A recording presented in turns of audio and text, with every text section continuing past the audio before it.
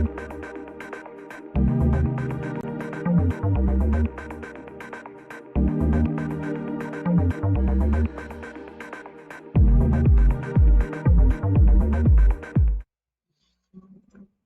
everyone, how's it going? Okay, and we're live. Hi everyone, we have 13 people watching. Welcome to Chalchitra Talks. This is a series called Understanding Films with Rahul. We have Saudharya Chatterjee, Paritosh Sharma, Shrimoy Mohanty. Hi. Today I'm going to be talking about a very exciting short film by a filmmaker called Denis Villeneuve. He is a Canadian filmmaker, and we will briefly look at his images in a bit. He made this film as a break from a production of a feature film that he was making called Polytechnique, and he made this short film as a break. And the film was commissioned by actually an art gallery in Montreal, in Canada. And we will also look at pictures of that art gallery in a bit. But this is an interesting short film because it's mostly visual, which we will also see in a bit. If you haven't watched the film abhi tak, I would say ki maybe you should watch the film first. It's available on YouTube or Vimeo.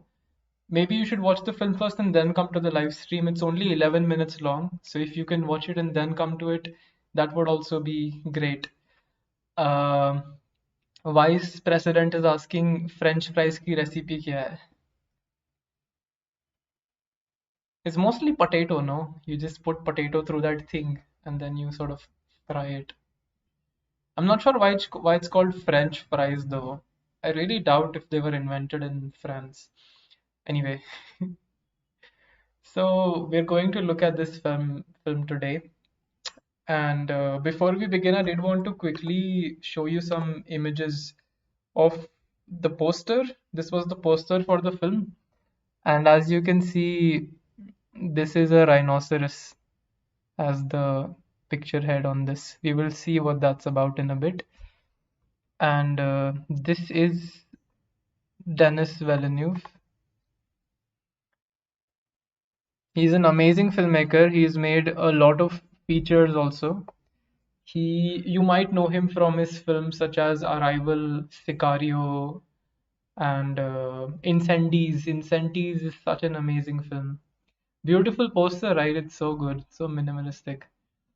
And the film also actually it's very minimalistic. It only shows what is necessary, and everything is necessary in this film. If you watch this film for the first time, you might be a little lost about what it actually means, but if you actually sit down to study it, every frame has some meaning, every character has some meaning. This is a film without dialogues, it's mostly visual. This is directed by Denis Villeneuve, but it was written by somebody else. It was written by the idea of the film actually was about it's written by Jacques Davids and it's shot by Nicolas Bolduc, who is also Canadian. The interesting part is the idea of the film was actually from this woman called Phoebe Greenberg, who is this artist and a business owner. And she's the person who runs this art gallery in Montreal called Center Phi. So this is actually Phoebe Greenberg. This is her, and she basically sort of commissioned this film to be made, and she had the original idea for this film to be made, and she actually wanted this film to be made as an inauguration for this art gallery that she was starting in Montreal called Center Phi. So this is the art gallery in a city called Montreal in Canada. And so the thing was that this building used to be this is a very old building. It's like a century old. And what was happening in 2008 was that this was being demolished and the art gallery was going to be made in its place. This was in 2008, if I'm correct. Yeah, 2008. So when the art gallery was about to be established, Phoebe Greenberg wanted this to sort of be something that she could remember this building by. And so she commissioned for this film to be made क्योंकि जो पूरा area था वैसे भी वो demolish होने वाला था. तो she wanted them to shoot a film there जिससे वो उस space को याद रख सके और as a homage क्योंकि वो बहुत पुरानी building थी, 100 साल पुरानी building थी. And throughout these 100 years the space kept shifting between different companies. Business owners kept buying it and selling it or renting it out, but finally this was in the hands of this artist called Phoebe Greenberg. And so before she started demolishing the place, she wanted to shoot something there. So she commissioned Denis Villeneuve to shoot this short film, and he was also generous enough to take time out of his production of Polytechnique, which was a feature film. I think it was his second feature film. And he took time out and he came down and he made this film, short film here. And so, if you've seen the film, then the floors that break in the film, they're actually breaking. It's not visual effect because they were about to demolish those floors anyway. So they decided to actually use it in the film. And so it adds to the cinematography, the realness of it, but it also becomes a documentary proof of the entire sort of demolition. So it's not visual effects. What you're seeing, the floor is actually being broken, and we will look at the images in a bit. So this is why the film was commissioned, and now this is an art gallery in Montreal, and they have exhibitions for all mediums, for film, for visual art, for sculpture, for yeah, installations, everything. And this is what it looked like from the inside before it was turned into the art gallery, and this is the space where also the film was created.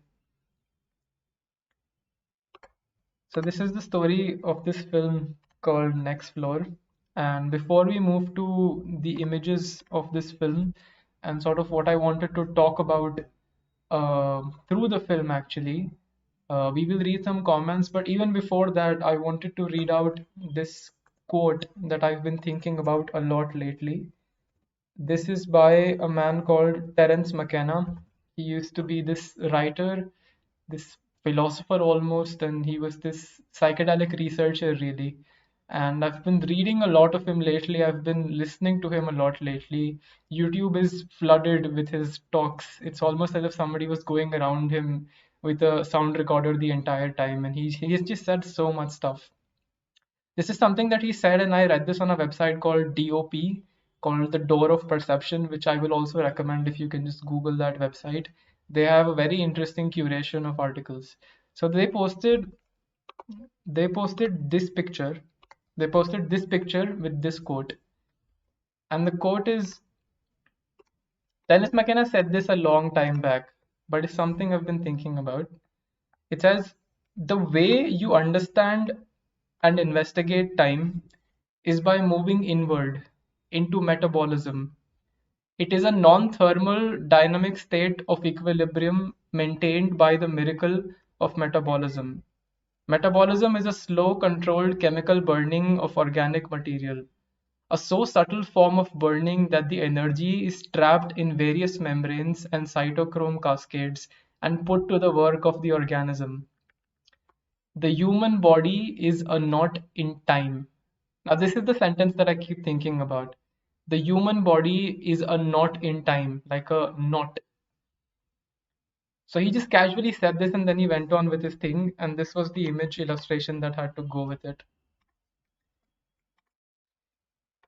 I'm also not sure what this means, but I'm hoping that I'm ready to figure it out.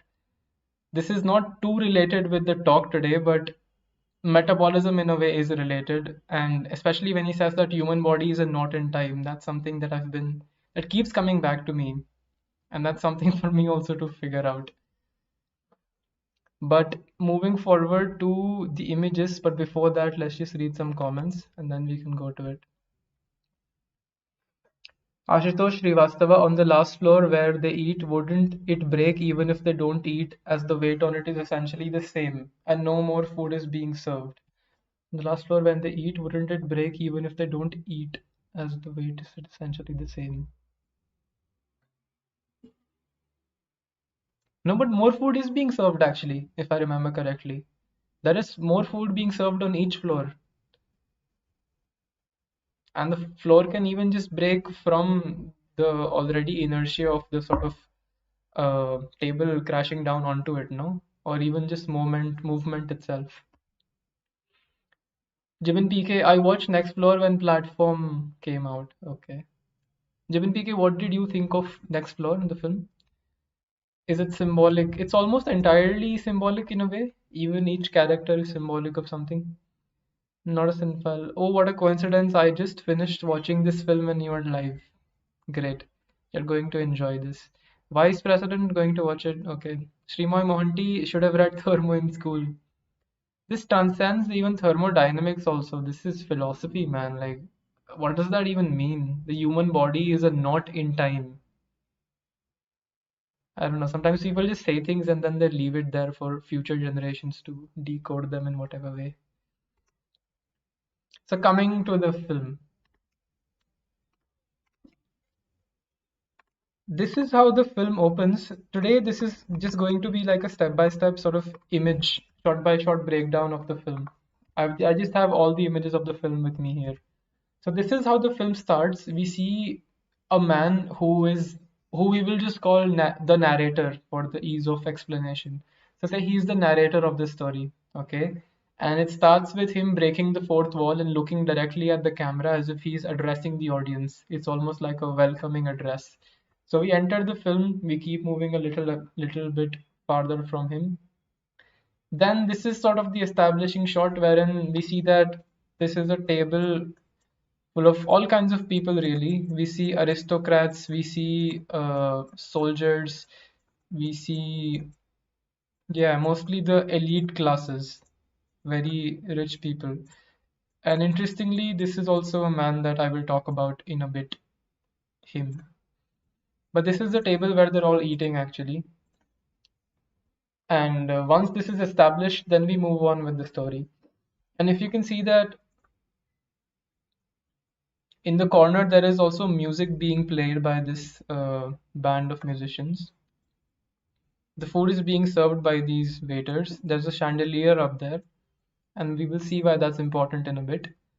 And there's also somebody in the corner who's cleaning something.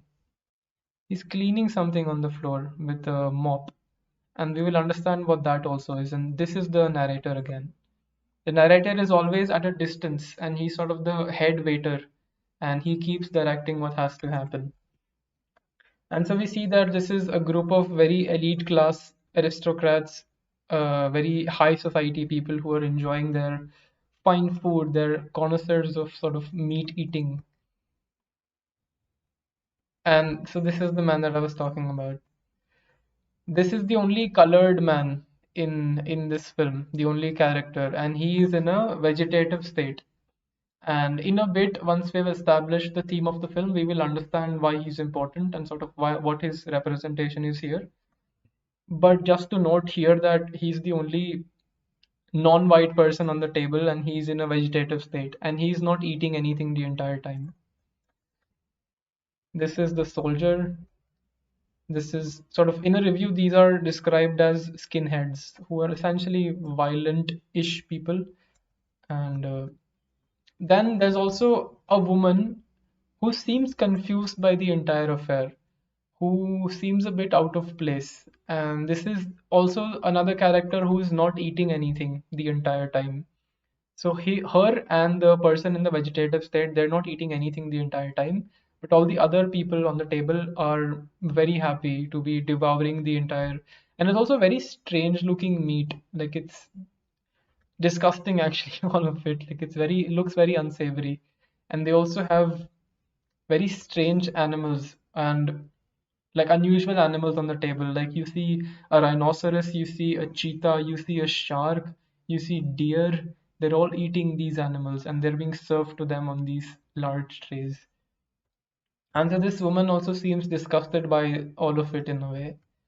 And if you look at also the shoes of everybody else is wearing sort of these black aristocratish shoes and she's just wearing her normal shoes.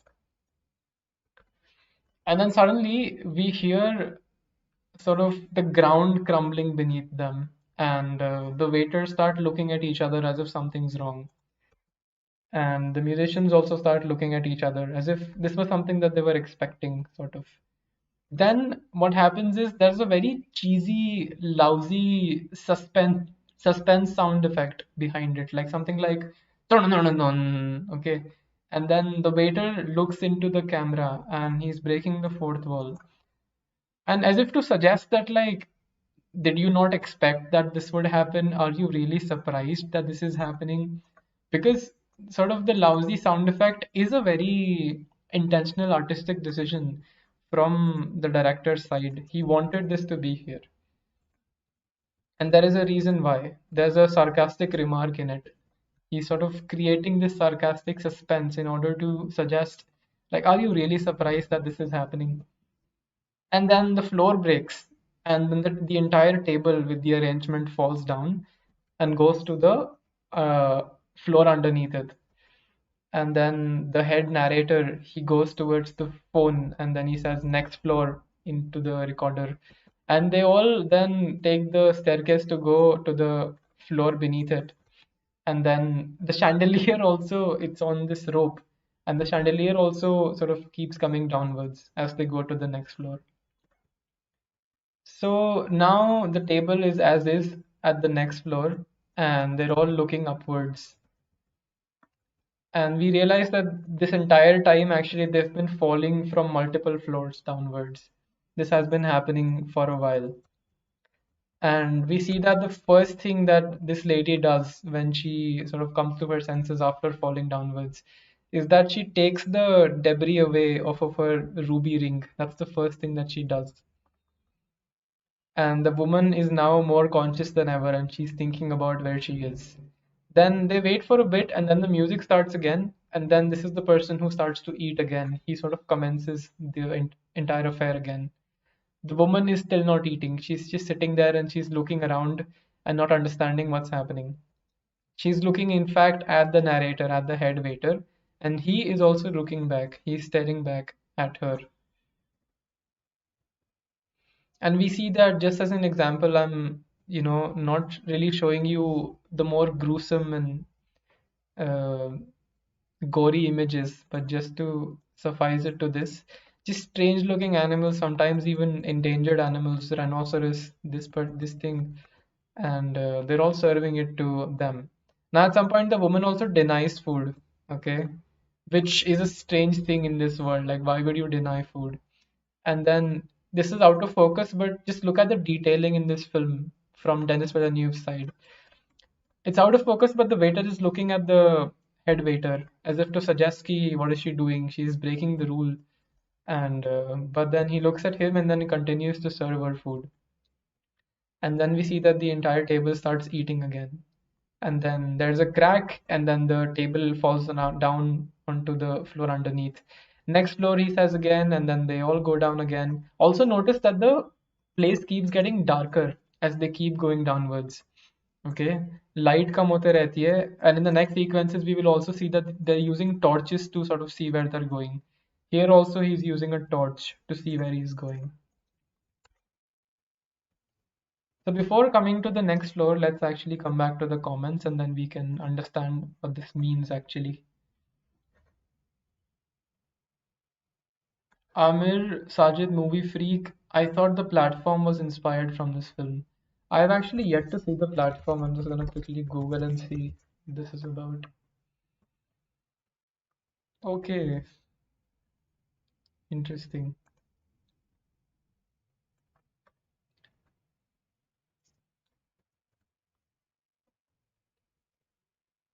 To be honest, I liked it very superficially. I mean, the film stayed with me even without any try from my side to understand it completely. I thought it is too good for me. I'm so glad that you took this film for discussion. Ishu Kumar, bro, I wanted you to pick something by a favorite contemporary director, Denis Villeneuve, and you surprised me by picking Next Floor. Respect, man. Chinmay Lele, is it just a metaphor for greed? Ashutosh Srivastav, on the last floor where they eat, wouldn't it break even if they don't eat? I already answered this, Ashutosh. There is food being served still. Chinmay Lele, it is essentially a metaphor for greed, the entire thing, but it is a metaphor essentially for a more universal greed, in the sense that it's about more in the sense ki what is the human race essentially doing to the planet and to the animal kingdom. And it's a comment on how the few elite classes are dooming the entire world by sort of their greed and their overconsumption and their gluttony, which we will talk about in a bit, just to sort of cover the plot once and then we will see what it's actually about. Amir Sajid, Dennis's films are such that you won't understand it while watching it, but it will stay with you for a long time. He has been called a creative genius in so many reviews, and especially if you see his films such as Incendies. Incendies was a film I was able to watch on a projector at Prithvi Theatre sometime last year, and it blew my mind away. It's a film based on I think, a play by somebody else, but it's so good. I've never seen a story like that. So all of his films really are very unique in a way. But coming back to this. So on the next floor, we again see that they're setting up the place and they're waiting for them to fall down again. And this time when they go there, they see that the floor is already cracking actually. And so the head waiter says ki, okay, we should already go to the floor underneath and wait for them to come down because they're gonna break through this also. So he says next floor, and then again notice the torches. They keep moving towards a darker underground, should I say hellish place where Satan lives. And then they keep going down and they're arranging everything. And even the musicians, they're ready with their instruments. And then they look up, they're waiting for them to come down. But when जो ऊपर वाले floor पे, they're still there and they're still looking at each other. So just to give you a brief summary of sort of what this is about. Essentially, this is a comment on how the bourgeoisie, the elite class of this world, is sort of ruining it for the rest of us with their overconsumption. The wealthiest countries of this world, the sort of first world countries, they with their overconsumption and their ignorance kind of are taking this world into oblivion. The greed and the gluttony is a metaphor for the larger destruction of the world that we have caused with our industrialization and urbanization in a way. And so we see that this is a group of people who are sitting at this table and having their nice meal, and everything is being served to them by the working class, by the proletariat, and the common people. And what's happening is essentially is that they are falling they keep falling down and down the more they consume, and eventually it leads to them sort of falling into this oblivion wherein there's no escape. They just keep falling downwards. Now the interesting thing to note here is that amongst this table of mostly white privileged men, or people really, we also see that there is a man of color, and he is supposed to be a representative of the third world countries. And so his vegetative state on this table is a representative of the inability of the third world countries to do anything about the destruction that is being caused by the first world countries and the things that go on in first world countries with their rapid production and industrialization and their overconsumption and sort of monopoly over the resources of the rest of the world, because they happen to have the power and the wealth to exploit the natural resources. And so this essentially is a representation of the third world countries in this room, wherein he's in a vegetative state. He's not even eating, he's not even participating. But because of the actions of the elite and the corrupted, he's also falling with them. He's on the same table as them. He's on the same boat on them, which is sinking, and he can't do anything about it. Now we also see the woman who at this point has almost given in to greed also and to corruption. She who was earlier not eating and not participating because she finds herself in a position wherein she's not completely agreeing with the rest of the people here. She's, essentially disgusted by what's happening on this table. And she represents a minority. She represents a minority in a wealthy country, wherein she wants to oppose the majority who she knows is corrupted and is leading the world to destruction. But because she's a minority, at some point she has to fall to peer pressure and become the same as everybody else. And so at some point she also has to partake in the entire thing. Now she is in complete nod and agreement with the working class. And that's why she has that stare off with the head waiter also. But she looks around and she finds herself in a world where she nothing is agreeable to her. But we also see later on that at some point she hasn't been eating the entire time. But at some point she gives up and she gives into greed and corruption and peer pressure and she eats the meat. Okay. And she starts crying immediately. And also immediately what happens is she gives in to corruption and stealing and greed. We also see that in the last floor that they're on before they keep falling downwards. They also start stealing from each other, which is an interesting thing to note. Even she, who is only gotten into this entire thing just right now, she's also happy to steal from other people's plates and take it onto her plate. And we see this in the next frame also that everybody's stealing from each other now. Look at this. She's also taking it back from her plate. So this is where you sort of get reach late stage capitalism, wherein people are okay with cheating, stealing, and being corrupted.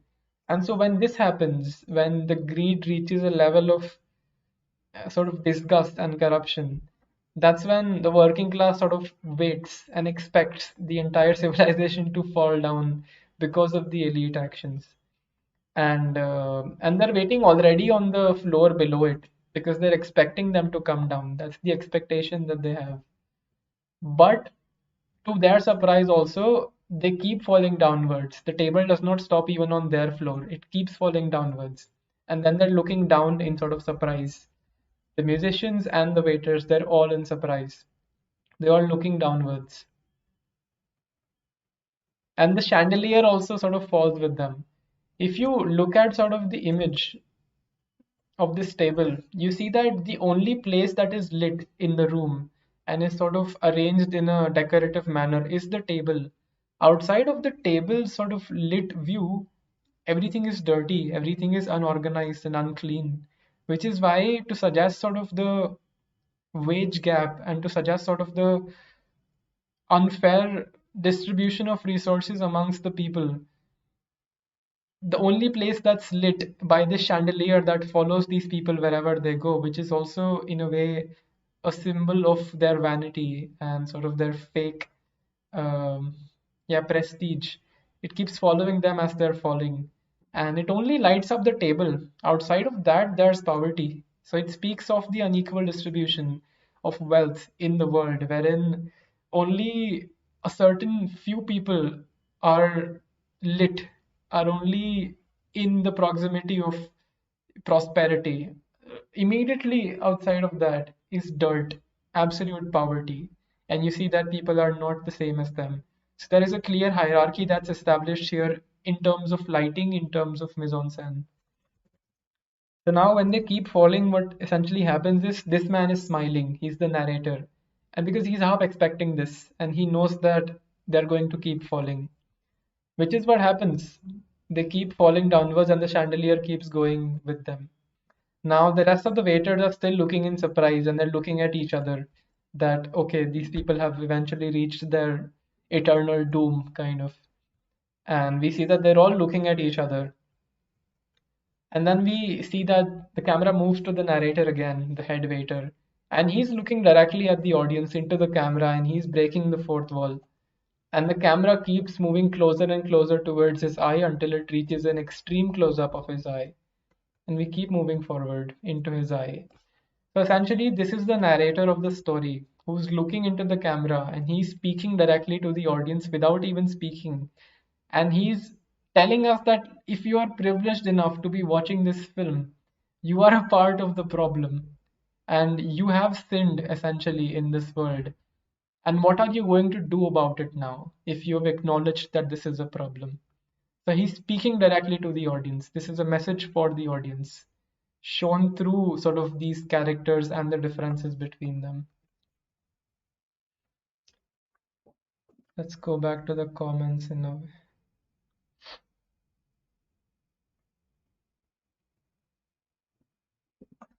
Priya Philip, funny how food is used to portray greed because when you think about it, isn't food the only thing you say no to once you're satiated?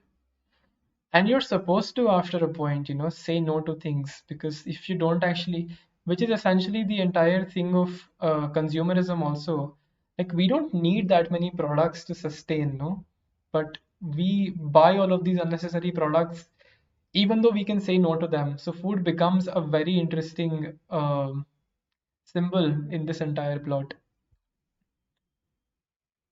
I think he never made a bad film since 2009. Arrival is my all-time favorite sci-fi film. On a second watch, Arrival is better experience. Do you think there is a reason why many of the characters are bald? Just a thought.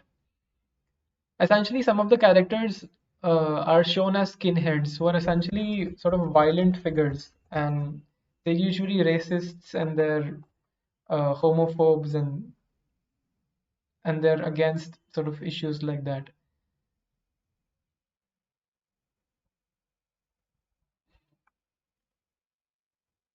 Paritosh Sharma Enemy was also so unique. All of his films are very unique. I've seen Enemy as well.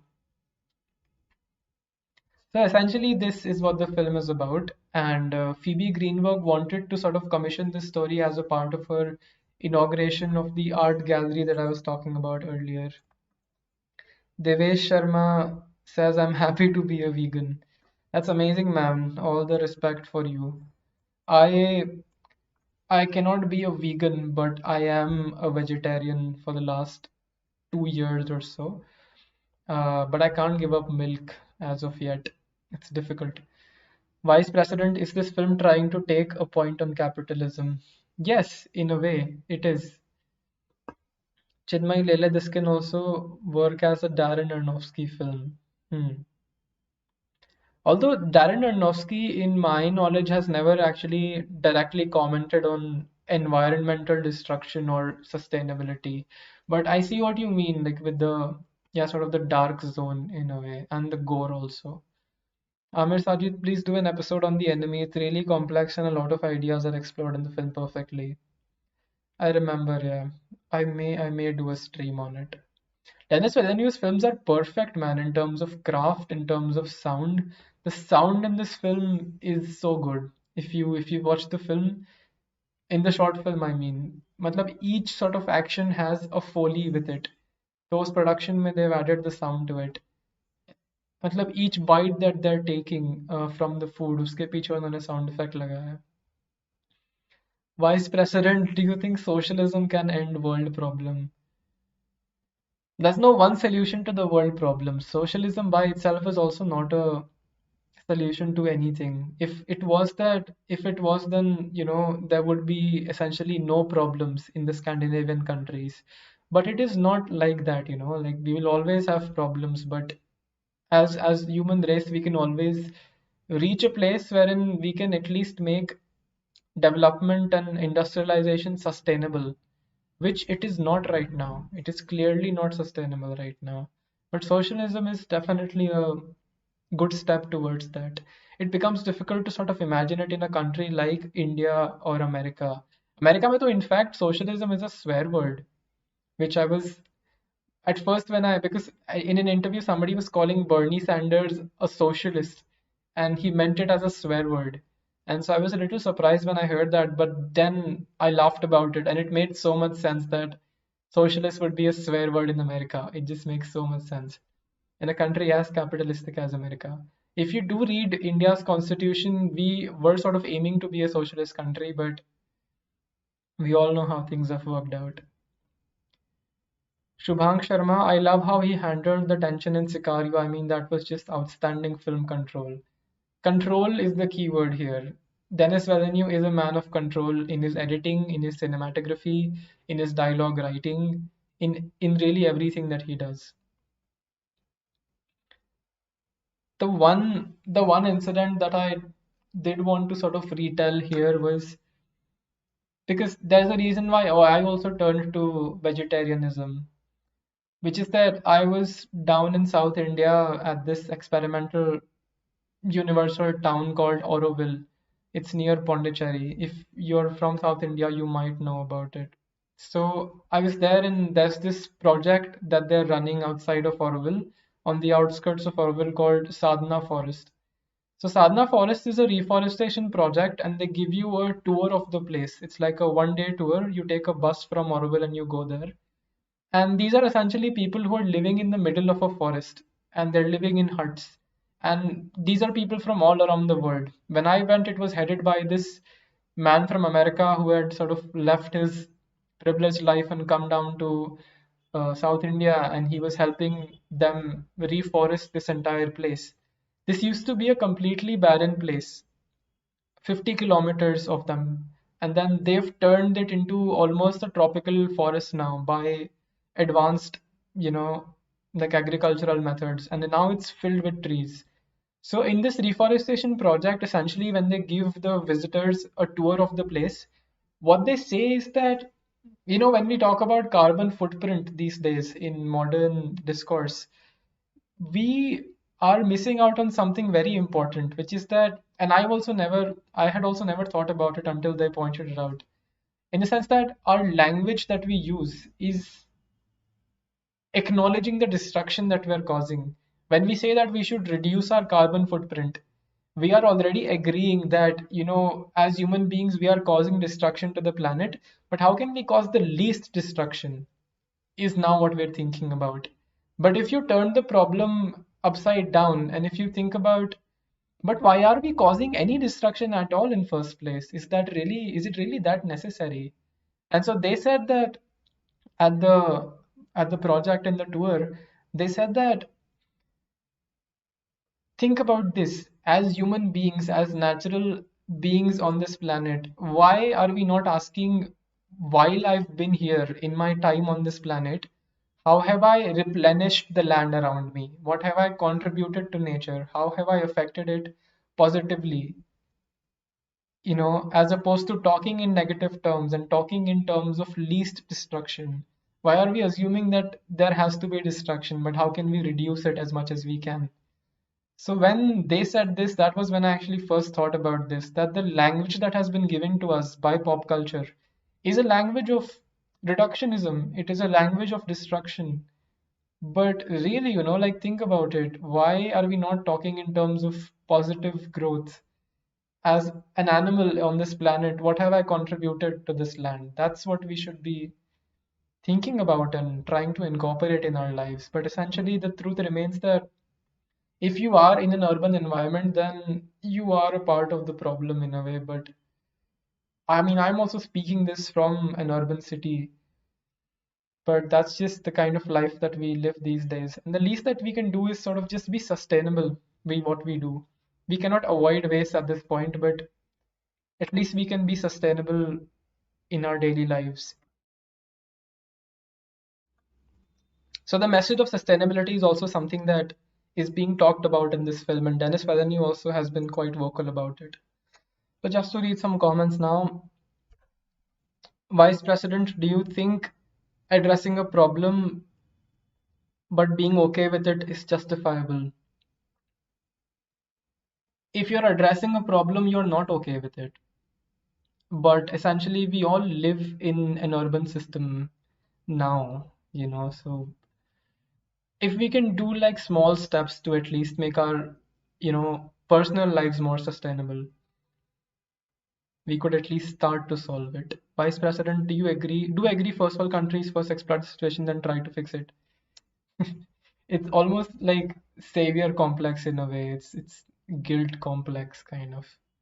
Not to blame like the entirety of first world countries either, but that's just how the world is currently shaped. And the third world countries only have so much authority on these matters. India, in fact, is very ignorant of its environmental destruction, actually, especially with the entire, say, in recent news, the RA forest thing. And we've always sort of been okay with demolishing forests for urban land and for dam building and for just really industrialization.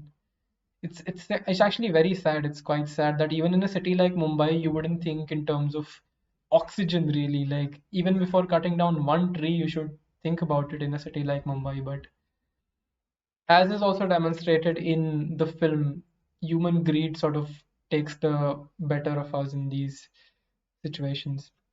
Shubhang Sharma, sorry, the story or the short story on which Arrival is based on doesn't have the part where that thing enters the Earth atmosphere.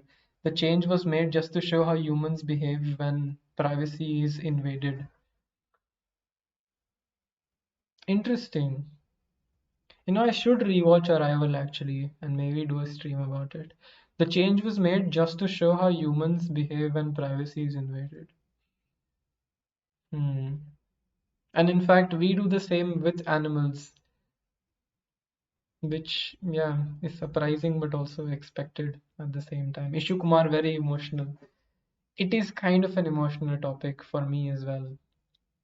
Because going around the country, I've been traveling alone in this country for the last 2 years, and I've sort of seen things with my own eyes. Like it's quite sad what's happening. And this is not just India also, it's all around the world. In Brazil too, they were very okay with burning down Amazon forest to clear out land for grazing so they could keep exporting beef to first world countries again. So it's exploitation of natural resources. What do you think about China, how it's going to affect global warming with its new way of trying to manipulate weather? I haven't really read about that, but China has been up to a lot of shady stuff even for all these years. China is messed up. Shivang Sharma, but again, like not to stereotype also, like I've met some Chinese people while traveling and they've been nice people, ignorant, but not they can't be blamed for their ignorance, perhaps. But nice people. So you can't blame all the Chinese people, but like their politics is a little messed up. I mean, that thing wasn't harming anybody, still China started war with it. If you actually read up on what America has done in all of these years, messed up, really messed up. Jibin PK, the new EIA draft is very ignorant. I hope the government will not go forward with it. We can only hope. We can only hope. But I don't want this to be like a sad stream. There is hope. I mean, at least the working class is now starting to wake up, although that's been happening throughout history also. But I feel like in contemporary times with social media now, information is being shared quite conveniently, and so sort of we can unite and speak against fascism and corrupt forces better and more efficiently. So I hope that's going to happen. I definitely think that like we're moving towards a better world because say even if I can have this space to talk about these things on a channel like this, then it's great, no? People have individual voices and individual concerns are being raised. So yeah, I'm an optimist. So I definitely think we will figure shit out. Vice President, that's a nice username by the way, Vice President. China is really frustrated with its past, how West world countries harassed it in past, and now China is doing everything to make all these countries think what they have gone to China.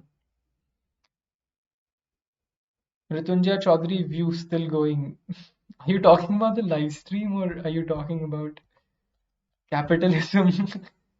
Shubhang Sharma, have you watched, read, heard anything new that has caught you off guard? I mean, anything that induced the feeling that you haven't felt before?